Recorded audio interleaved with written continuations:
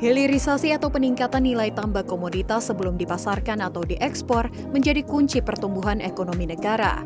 Melalui pertumbuhan ekonomi ini, Indonesia diharapkan mampu bertahan menghadapi resesi global yang diperkirakan terjadi di tahun 2023. Presiden Joko Widodo menjabarkan menurut data, nilai ekspor bahan mentah nikel 4 hingga 7 tahun lalu hanya berada di kisaran 1,1 miliar dolar Amerika Serikat per tahun.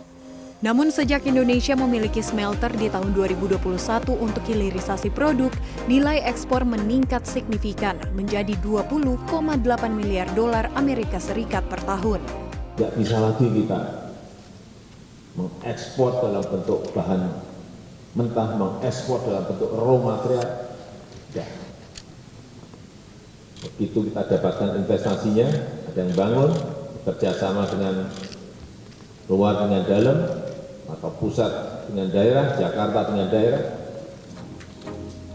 Namun investasi ke dalam negeri diperlukan untuk mendorong hilirisasi industri.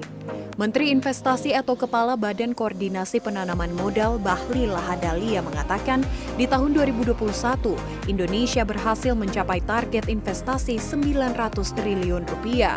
Di tahun 2022 target naik menjadi 1.200 triliun rupiah dan hingga bulan November sudah tercapai 74,4%. Investasi ini terbagi di berbagai daerah di Indonesia. Target investasi di Jawa dan luar Jawa seperti apa yang Presiden arahkan kepada kami sejak 2020 kuartal ketiga sampai dengan 2022 kuartal ketiga, alhamdulillah di luar Pulau Jawa Presiden sudah lebih mayoritas.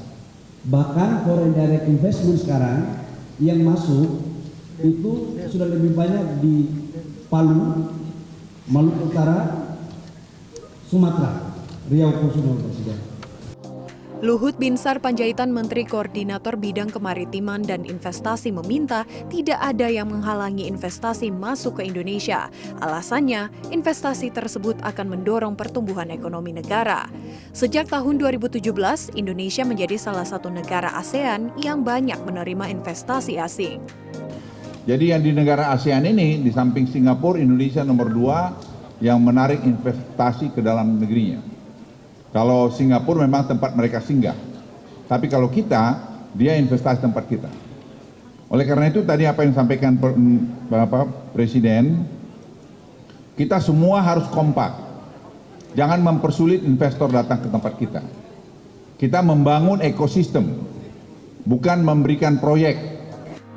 Luhut Binsar Panjaitan juga mengatakan saat ini masih ada 30,9 miliar dolar Amerika pipeline investasi yang sedang menunggu persetujuan perizinan ataupun dalam tahap konstruksi. Monica Konado, Yudhistira Satria, Jakarta. Presiden Joko Widodo menekankan kepada Menteri Investasi Bahlil Lahadalia agar target investasi tahun 2022 sebesar 1.200 triliun rupiah bisa terrealisasi. Jokowi mengingatkan konsekuensi pada pertumbuhan ekonomi bila realisasi investasi tidak mencapai target.